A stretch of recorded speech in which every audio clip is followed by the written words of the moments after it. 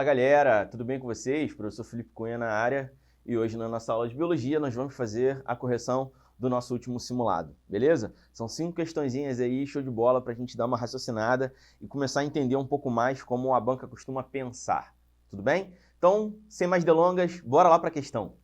Bom, a questão número 35 diz pra gente o seguinte, ó, ela começa com um texto que vai falar o seguinte: mas, sem saber, a odeia. Deseja que ela suma, que um disco voador a rapte e que por um encanto ou até mesmo, quem sabe, por obra de algum poderoso veneno, se dissolva, assim como ocorre com as lesmas quando ele as cobre de sal. Beleza, textinho então aí de um livro chamado Eu e o Silêncio do Meu Pai. A questão diz o seguinte: essa substância depositada sobre as lesmas, bom, o sal, né? Questões depositadas sobre a lesma, causa sua morte, porque em nível celular provoca. Então, o sal em nível celular provoca 2 pontos. Vamos lá.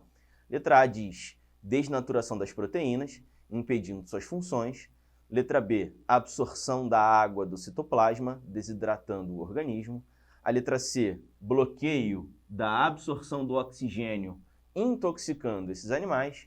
E letra D, acidificação do meio intracelular, dissolvendo esses moluscos. Beleza, galera? Dá uma olhadinha aqui para o quadro. Vamos lá.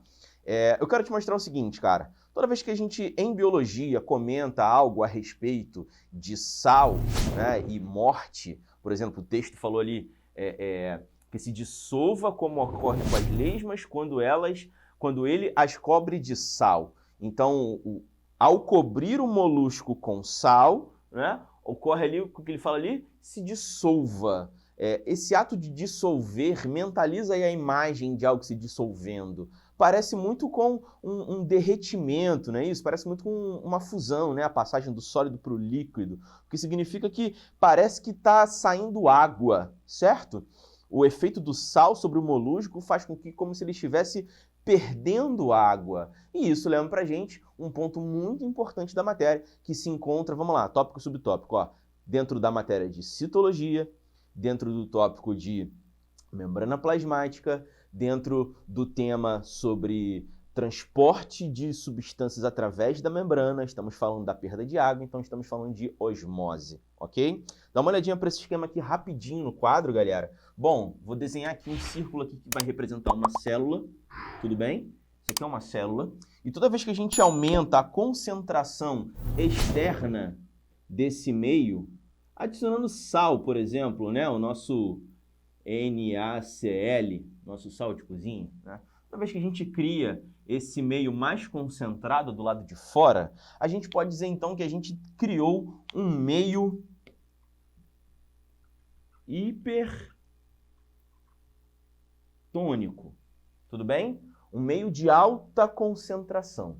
A gente está dizendo que está em alta concentração porque quando a gente coloca sal do lado de fora, sem dúvida nenhuma, a concentração de cloreto de sódio do lado de fora é bem maior do que a presença de sódio ou de cloro do lado de dentro.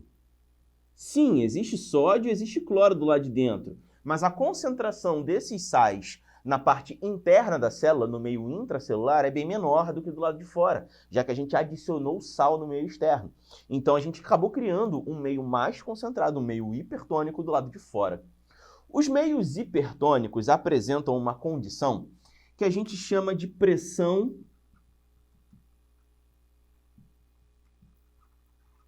osmótica.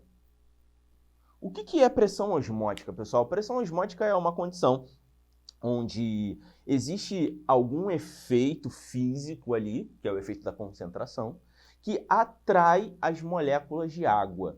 É como se na natureza a água ela desse preferência a estar em ambientes, em meios, onde ela é necessária no sentido de dissolução, no sentido de dissolver, ok? Então, como o meio hipertônico apresenta uma maior pressão osmótica do que o meio interno, e a gente vai chamar o meio interno de meio hipotônico,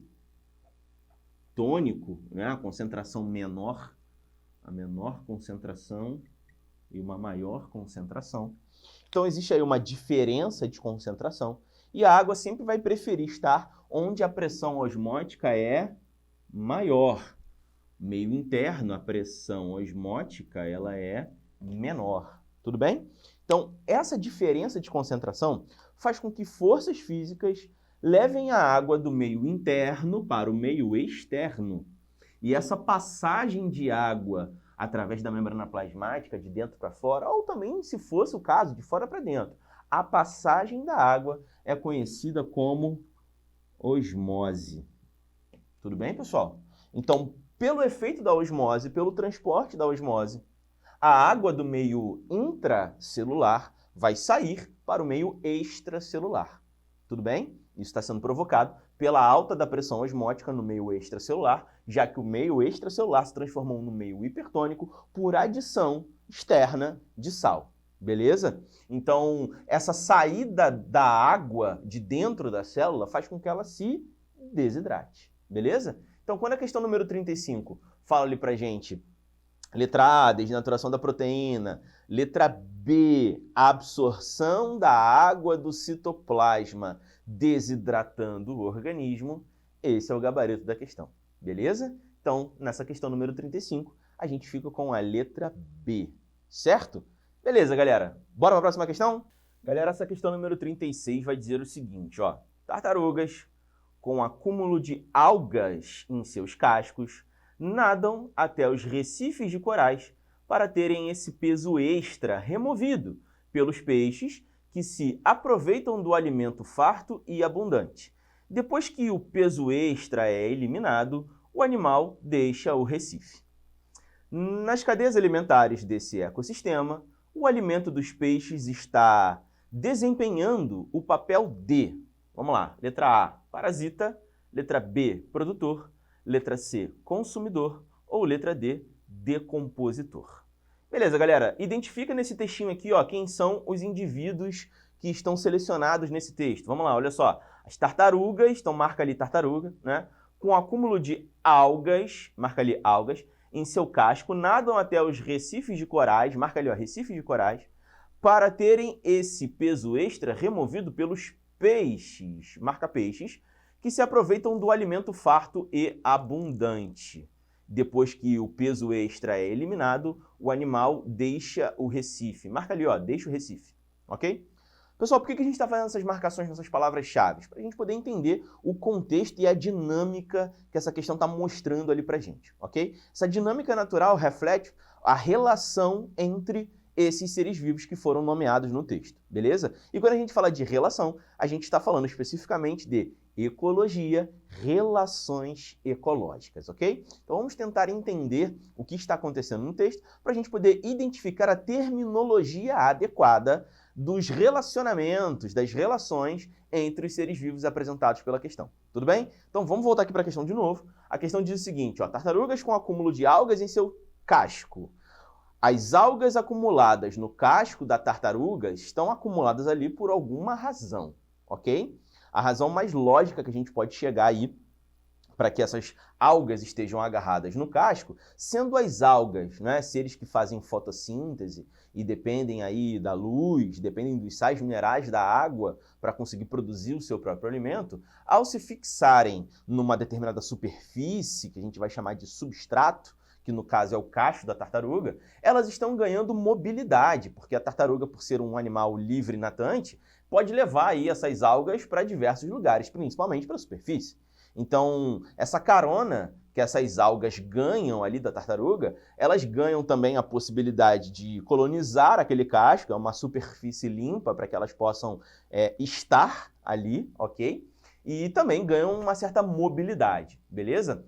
Bom, o que a tartaruga ganha com isso? Bom, a tartaruga não ganha nada, né? Pelo contrário, ela sofre um belo de um preju ali, né? Porque o texto diz pra gente que esse acúmulo de algas no seu casco acaba gerando um peso extra, né? Elas se tornam pesadas para nadar. Isso é algo incômodo, tanto que no final do texto mostra pra gente que ela permite que os peixes removam essas algas, ok? Beleza, então está sendo uma relação positiva ali para as algas, porém negativa para as tartarugas. As algas estão levando uma certa vantagem ali, mas as tartarugas estão tomando um prejuízo.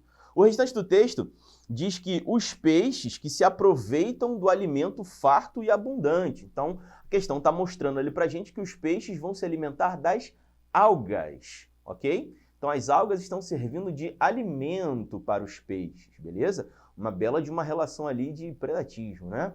Bom, depois que o peso extra é eliminado, o animal deixa o recife. Que animal é esse que ele está falando? Está falando da tartaruga, né? Que foi ali para o recife para poder perder esse peso extra. Então, se a tartaruga vai embora e deixa o recife, é porque ela não depende de estar no recife para sobreviver. Ela foi ali momentaneamente para ganhar essa vantagem de perda de peso, graças à atuação do peixe, e depois ela segue sua vida.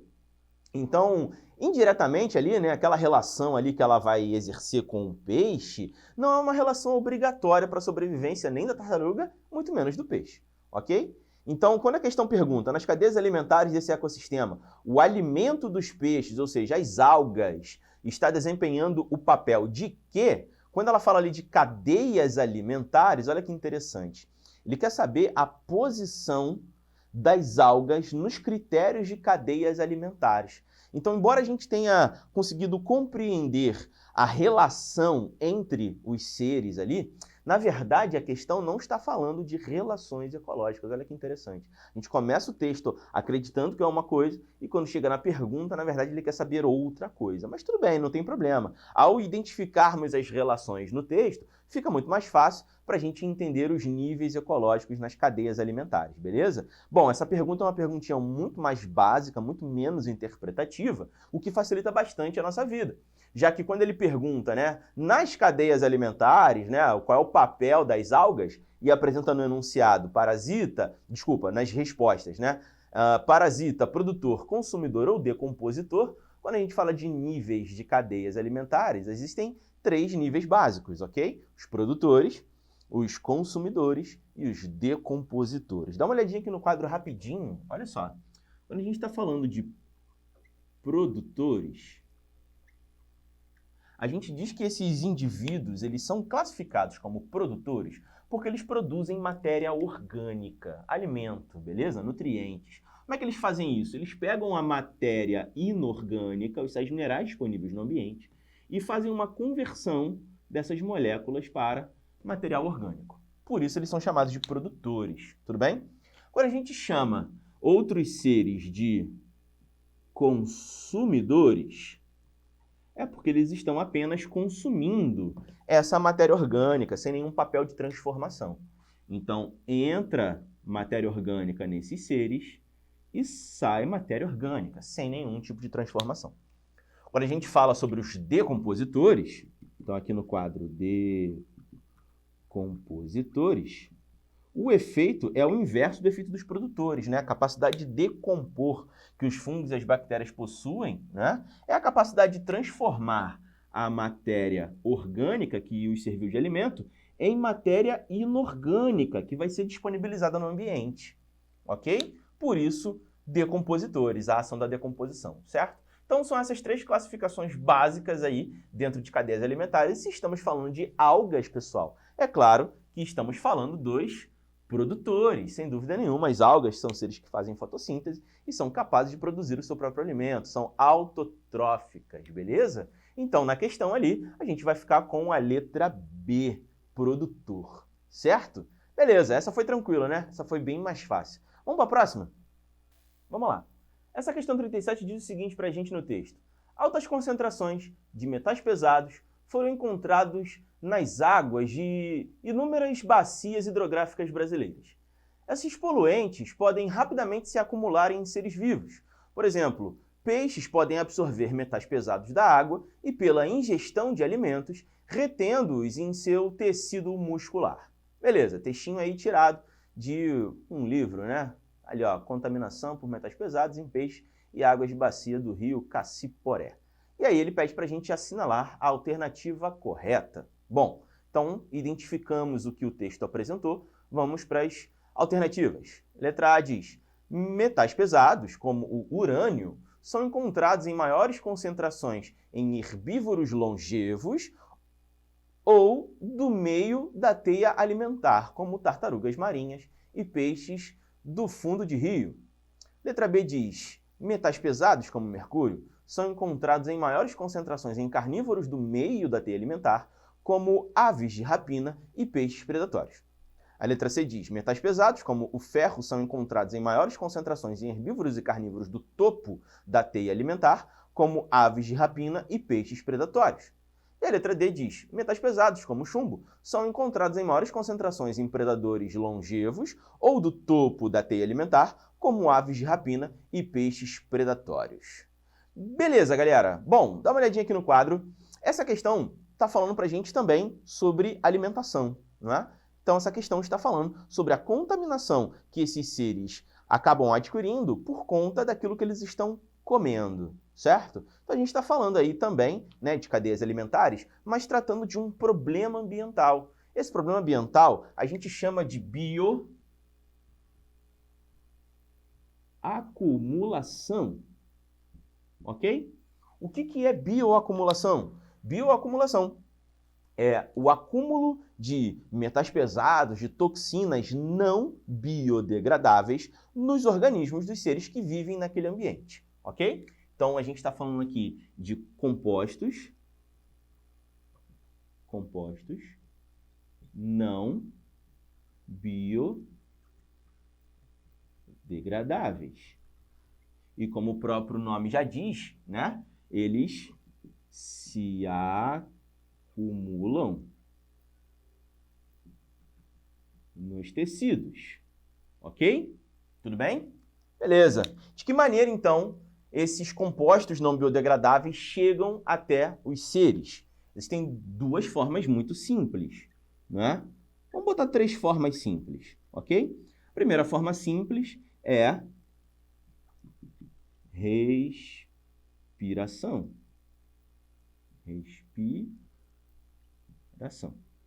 Ok? Respiração sistêmica. Respiração sistêmica. Puxar o ar, né? Respiração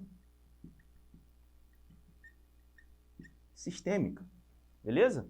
Esses agentes contaminantes podem entrar pelo ar que a gente respira. E se a gente estiver falando de ambientes aquáticos, se a gente estiver falando dos peixes, por exemplo, você lembra que a respiração dos peixes é feita por brânquias, né? Então a água precisa fluir pelo corpo do peixe e passar pelas brânquias, ok? Isso pode fazer com que alguns agentes contaminantes penetrem em seus corpos pelas brânquias. Tudo bem? Isso também é chamado de respiração sistêmica, certo? Bom, o segundo ponto aqui é pela ingestão de água. Então, quando a gente bebe água contaminada, a gente acaba adquirindo, né, esses compostos não biodegradáveis. E o terceiro ponto, muito simples, né? Ingestão de alimentos. Ingestão de alimentos. Ao comer uma comida contaminada, a gente pode adquirir esses agentes contaminantes também pelo nosso alimento. Tudo bem? Beleza. Então, vamos dar uma olhada de volta aqui nessa questão para a gente entender qual o contexto e juntar com o que a gente está falando aqui, ok? Então, a questão 37 fala lá, ó, altas concentrações de metais pesados foram encontradas nas águas de inúmeras bacias hidrográficas brasileiras. Esse poluente pode rapidamente se acumular nos seres vivos, já entendemos que isso é bioacumulação. Por exemplo, peixes podem absorver metais pesados da água pela ingestão de alimentos retendo em seu tecido muscular. Ok, identificamos no enunciado que a gente acabou de ver aqui no quadro. Mas aí, a gente precisa analisar cada alternativa dessa, porque só existe uma alternativa que está cientificamente correta. As outras alternativas estão cientificamente erradas. Vamos lá, isso não vai ser muito difícil da gente entender, ok? Tem um segundo ponto ali nesse enunciado que eu já quero mostrar para você antes da gente ler. Então, volta aqui para o quadro comigo. Olha só, a gente acabou de falar de bioacumulação, né? Mas o fenômeno da bioacumulação, ele vem junto com outro fenômeno ambiental chamado magnificação trófica. Beleza. O que é magnificação trófica? É a aplicação da bioacumulação na cadeia alimentar. Então, é o efeito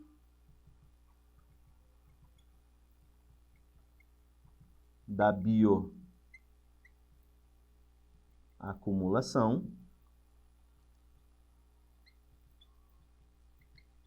na cadeia alimentar. Ok? O efeito da bioacumulação na cadeia alimentar. E é importante você se ligar que esse efeito, ele é um efeito crescente ao longo da cadeia, ao longo dos níveis tróficos. Tudo bem? O que eu estou querendo dizer com isso? Que a base da cadeia tem uma certa contaminação. A base está contaminada.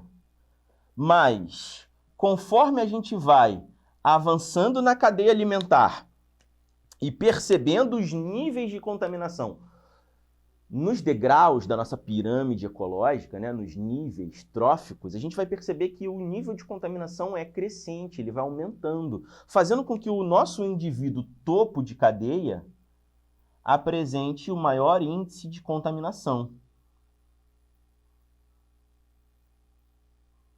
Ok? Então, a base, sim, está contaminada, os nossos produtores, sim, estão contaminados, mas o topo da cadeia, os grandes carnívoros, eles estão mais contaminados pelo efeito acumulativo, pelo efeito crescente da magnificação trófica a partir do fenômeno da bioacumulação.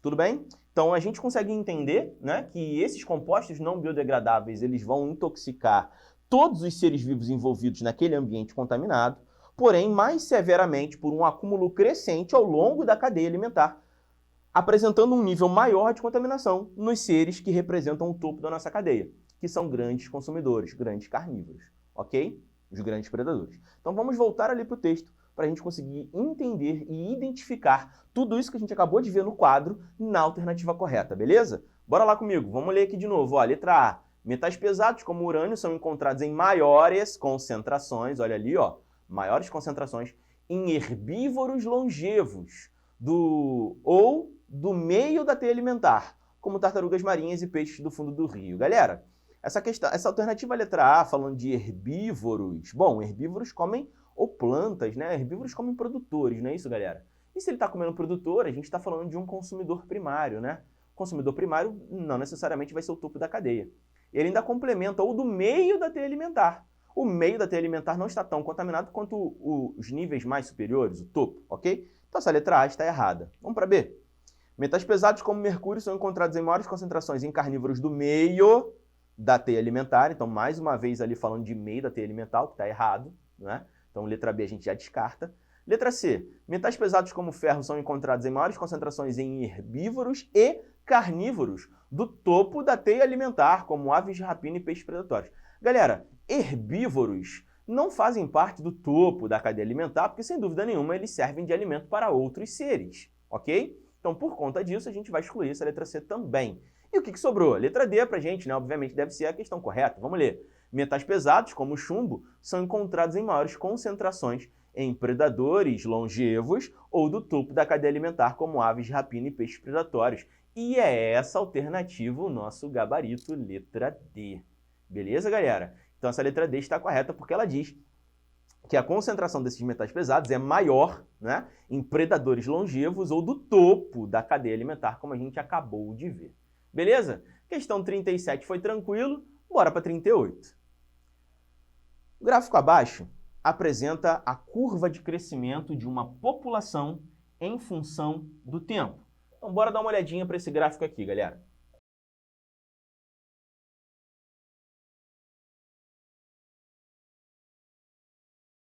Beleza, galera, vamos dar uma olhada aqui então nessa questão. Diz o seguinte, ó, o gráfico abaixo apresenta a curva de crescimento de uma população em função do tempo. Legal, vamos dar uma olhada nesse gráfico então, ó. Tem ali, ó, número de indivíduos, né, ao longo do tempo. E a gente percebe aí que tem algumas linhas, né? Bom, tem uma linha que cresce exponencialmente chamada CPB e uma outra linha que cresce e estabiliza chamada de CCR. E existe uma comunicação entre essas duas linhas aqui, que está classificado como letra R, ok? Bom, vamos ver o que o texto fala aí sobre esse gráfico. A curva de potencial biótico, então CPB é curva de potencial biótico, difere da curva de crescimento real, então curva de crescimento real é a CCR, pela existência de um elemento denominado de resistência do meio, que é o que ele chama de letra R. o qual reflete diferentes fatores ambientais que interferem na população. Sobre esses fatores, pode-se afirmar 2 pontos. Beleza, galera? Então, vamos dar uma olhadinha no quadro aqui para a gente interpretar um pouco melhor o que esse gráfico diz. Beleza, bom, estou apresentando aqui o mesmo gráfico para vocês, né? A questão disse ali, né, que o CPB é a curva de potencial biótico, beleza? Então, a curva de potencial biótico, ok? O que é curva de potencial biótico, galera? É a capacidade teórica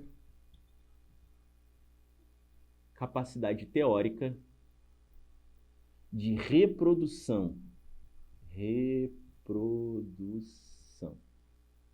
Tudo bem? Capacidade teórica de reprodução. Temos os machos, temos as fêmeas, temos o encontro dos machos e das fêmeas na mesma população, eles estão inseridos num ambiente favorável, tudo diz que eles vão poder se reproduzir tranquilamente, gerando muitos indivíduos, ok? Então essa é a nossa curva teórica de reprodução, a curva de potencial biótico, beleza? Mas uma coisa é teoria e a outra coisa é a prática, né? E para falar da prática a gente tem a CCR. Diz o texto que a CCR é a nossa curva de crescimento real. Então, ó, curva de crescimento real. E o que ela traduz para a gente? Ela identifica para a gente exatamente a quantidade de novos indivíduos, de filhotes, que estão nascendo pelo efeito da reprodução dos seres dessa população, ok? Então, olha que interessante. Aqui a gente tem uma curva teórica e aqui a gente tem uma curva prática da realidade. Então, na teoria, a capacidade reprodutiva ela é exponencial e infinita. Esse gráfico vai subir até o céu, até o infinito. Já a curva prática, a curva de crescimento real, ela estabiliza num determinado nível de número de indivíduos. Ou seja, a partir deste tempo aqui, x, tempo t, né, a gente estabiliza o número de indivíduos não havendo mais crescimento da população. Então existe alguma coisa ali que vai limitar o crescimento da população. Na teoria, a população poderia se multiplicar infinitamente, mas na prática ela se estabiliza. E o que faz com que essa população não consiga se reproduzir mais do que o que ela já conseguiu em relação a número de indivíduos? É o que a gente está chamando de R, que é a resistência do meio. Quando a gente diz que o R é a resistência do meio, a gente está falando aqui, ó, de diversos fatores que podem impedir esse crescimento infinito exponencial da nossa população, ok? Bom, então são fatores que o dia a dia da vida desses indivíduos vai encontrar, né, vai se apresentar a eles, que vai dificultar esse processo de reprodução infinita, tudo bem? Que tipo de exemplo aí a gente pode encontrar como resistência do meio? A própria limitação espacial, né? Se o habitat daquela população tem um limite, não é? Porque logo ao lado, né, desse habitat existem outros habitats de outros seres vivos, o espaço disponível para esses seres habitarem ele é limitado, ok? Os recursos que o meio oferece para a sobrevivência, como água, alimento, moradia, isso também é limitado. Então, uma vez que a gente já tem seres suficientes para poder utilizar esses recursos do meio, mais seres da mesma população habitando no mesmo lugar, consumindo os mesmos alimentos, a mesma água, é muita gente para pouco recurso. Isso acaba gerando uma certa competição. E na competição, todo mundo leva prejuízo, porque se há competição, o recurso do meio está escasso para aquela galera. Então, é pouca coisa sendo disponível para o pessoal. Sendo assim, a quantidade de indivíduos ela sofre uma certa limitação. Mais do que isso, é prejuízo para a população. Sem falar de predadores, né, que vão aos poucos eliminando alguns indivíduos, né? Claro, existe natalidade? Sim, existe natalidade, mas também existe mortalidade, ok? Então, se por um lado existe uma taxa de natalidade que faria com que a nossa curva crescesse, do outro lado existe uma taxa de mortalidade que achata a nossa curva. Então, um efeito subindo e um efeito descendo faz com que a nossa população se estabilize em número de indivíduos, que é o que acontece aqui no finalzinho da nossa CCR, né? Ela acaba estabilizando aqui, ó. Tudo bem? Estabilizando um determinado nível de número de indivíduos. Beleza, galera? Tudo bem? É por isso que existe a diferença entre a nossa curva teórica, a nossa curva prática, a nossa curva de potencial biótico, a nossa curva de crescimento real. E o que gera esse achatamento da curva é a resistência do meio. Perfeito? Então vamos identificar ali no texto as alternativas que vão comentar alguma coisa, obviamente, sobre o que esse gráfico está mostrando, beleza? Vamos dar uma lida aqui. Letra A, vamos lá. Sobre esses fatores pode-se afirmar 2 pontos. Letra A densidade populacional não pode ser considerada como fator de resistência do meio, pois quanto mais indivíduos de uma população em uma mesma área, maior será o número de cruzamentos, por conseguinte, de nascimentos. O que ele está falando ali? Está falando que quanto mais machos e fêmeas, maior a capacidade reprodutiva. Beleza, tá, mas e quanto menos machos e fêmeas? A capacidade reprodutiva não diminui? Então, a densidade populacional ela deve sim ser considerada como um fator de resistência do meio, ok? Até porque superpopulação é um problema, a gente acabou de discutir sobre isso. Então, a letra A está errada. A letra B diz que a disponibilidade de alimentos se converte principalmente em um fator de resistência do meio quando duas espécies competem pelo mesmo recurso alimentar. Bom, tem a ver, né? Tem a ver sim, sem dúvida. A disponibilidade de alimentos se converte principalmente em um fator de resistência do meio, pois quando as duas espécies competem pelo mesmo recurso alimentar. Cara, se tem duas espécies competindo pelo mesmo alimento, né, o mesmo tipo de alimento, ou até mesmo o mesmo objeto de alimento, né, é porque não tem comida suficiente para todo mundo. Então a gente pode dizer que sim, né, a disponibilidade de alimentos, ela pode ser um fator de resistência do meio, ok? Então bota um asterisco nessa letra B aí, que ela pode ser o nosso gabarito. Vamos conferir o restante. Letra C.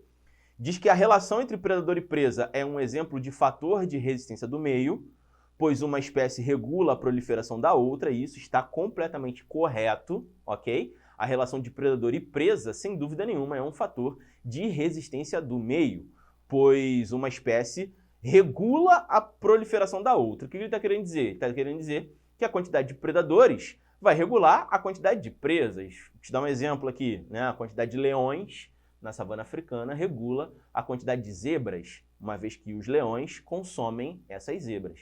Então, os leões eles contribuem para a taxa de mortalidade da população das zebras, achatando a curva, ok? Então, letra C, bota um asterisco aí que ela pode ser o nosso gabarito também. Já estamos aí em dúvida, né? B e C. A letra D diz a relação ecológica de parasitismo não afeta a dinâmica populacional, pois seu resultado final é a coadaptação entre parasita e hospedeiro. E, galera, isso nem sempre é uma verdade. Essa coadaptação nem sempre acontece, somente em casos muito específicos. Então, a letra D está errada, galera. A relação ecológica de parasitismo, ela afeta a dinâmica populacional tanto quanto a relação de predatismo, ok?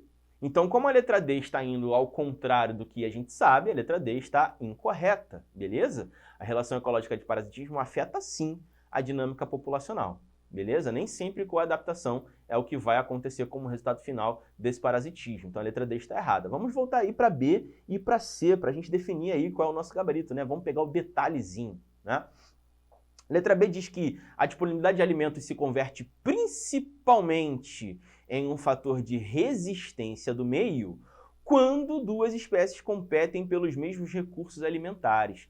Pô, galera, a questão B está dizendo que o alimento ele pode ser classificado como um recurso do meio quando duas espécies competem pelo mesmo recurso alimentar. Tá, e se elas não competirem?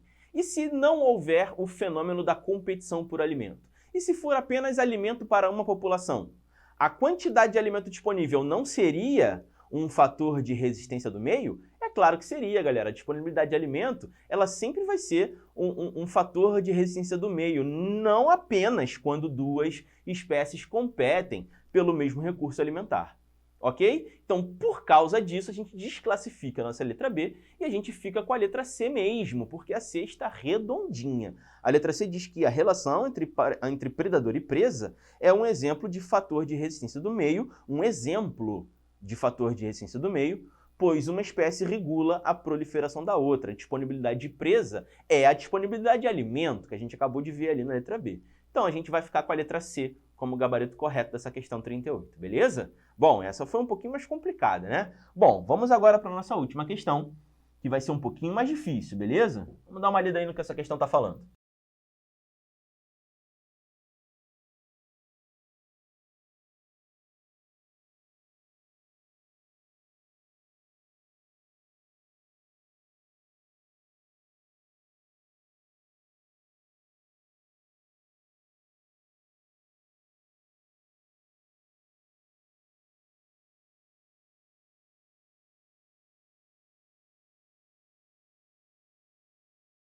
Bom, galera, o texto diz o seguinte, ó. Nas plantas de tabaco, ocorre uma doença conhecida como mosaico do tabaco, provocada pelo vírus TMV. O TMV tem constituição simples, uma única molécula de RNA encapsulada em um revestimento de proteína. Linhagens diferentes desses vírus são identificáveis pela composição do envoltório proteico. Em um experimento clássico da década de 1950, pesquisadores trabalharam com duas linhagens de TMV. Em cada uma das linhagens, separaram as proteínas do RNA. Em seguida, reuniram as proteínas da linhagem A com o RNA da linhagem B, e vice-versa, reconstituindo assim vírus completos, capazes de infectar as folhas do tabaco. Se uma planta de tabaco fosse infectada com uma linhagem mista de TMV, contendo proteínas da linhagem A e RNA da linhagem B, seria esperado encontrar, após algum tempo, nas folhas infectadas, 2 pontos. Então ele quer saber o que a gente vai encontrar, ok? Beleza. Então, bora dar uma olhadinha aqui no quadro para a gente rascunhar algumas coisas importantes que esse texto diz para a gente. Bom, galera, esse texto está apresentando um tipo de vírus chamado TMV, que, de acordo com o enunciado, ele só quer que a gente foque em duas estruturas básicas da constituição desse vírion, dessa estrutura viral. A cápsula proteica e o material genético interno, tudo bem? Todo vírus é assim, tem uma cápsula de proteína e um material genético interno. Claro, existem vírus que têm outras coisas, mas todos apresentam essa mesma constituição básica. Essa cápsula de proteína a gente chama de capsídeo proteico ou capsídeo viral. E o material genético é o material genético viral. Com relação ao material genético, existem 2 tipos de vírus. Dá uma olhadinha aqui, ó. Existe o adenovírus e existe o retrovírus. Galera, qual é a diferença? O adenovírus, ele tem como material genético moléculas de DNA. E o retrovírus tem como material genético moléculas de RNA. Tudo bem? Então essa é a diferença básica aí da classificação de vírus, adenovírus e retrovírus. Se a questão diz que a molécula lá dentro é uma molécula de RNA, então a questão está trabalhando com um retrovírus, beleza? Então retrovírus é o vírus em questão, que ele chamou ali de vírus TMV, que causa o mosaico do tabaco, beleza? E aí, o que esse experimento diz pra gente, galera? Esse experimento diz pra gente o seguinte, ó. Existem vírus, tá lá com um material genético dentro da cápsula. Então, vou desenhar aqui, ó, algo que representa a cápsula desse vírus, ok? Então, isso aqui é a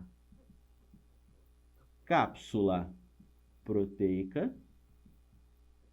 E aqui do lado de dentro, um material genético, ok? Então, aqui é o RNA, né? Se tratando de um retrovírus. É um RNA. Tudo bem? O que essa questão mostra pra gente? Que analisando a cápsula proteica, foram encontradas 2 linhagens do vírus TMV. Então, vou botar aqui, ó, linhagem A, que apresenta uma determinada cápsula proteica que foi montada pelas informações genéticas presentes nesse RNA aqui, ok? Então, esse RNA tem informações genéticas para a montagem desse tipo de proteína da cápsula.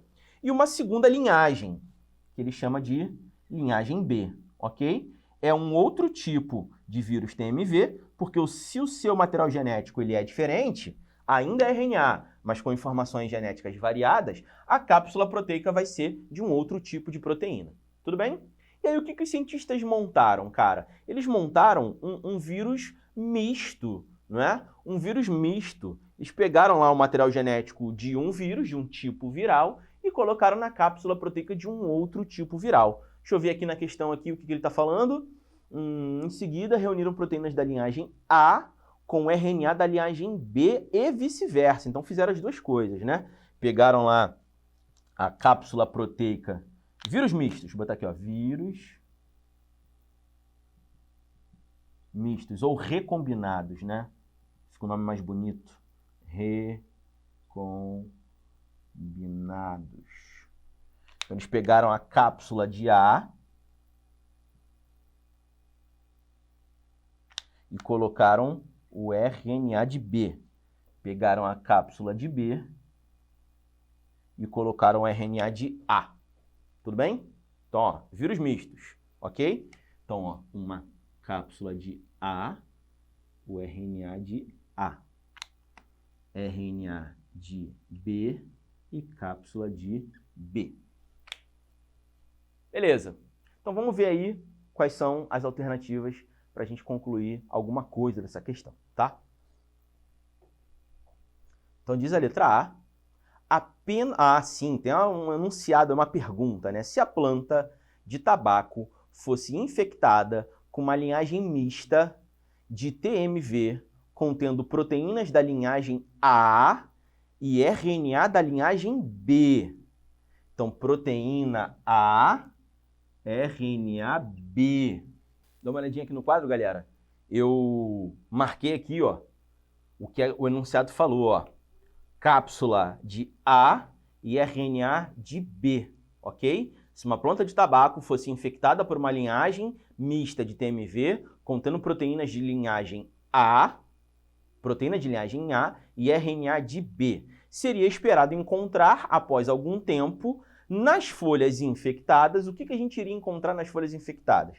Bom, galera, olhando aqui no quadro, ó, se é esse vírus que vai se reproduzir nas folhas, ó, um vírus de cápsula do tipo A e RNA do tipo B, qual é a informação genética que esse vírus misto tem?